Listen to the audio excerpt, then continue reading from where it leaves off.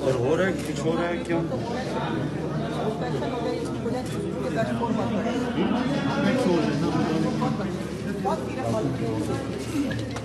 ये किधर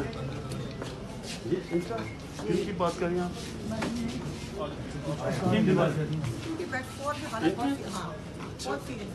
मसला ये है कि एडमिट तो है ही, ख्याल लोग बहुत कर रहे हैं। ये बेडफोर के लिए स्पेशल इंस्ट्रक्शन दे देंगे, बेडफोर के लिए इनको यहाँ पर एडमिट कर ले।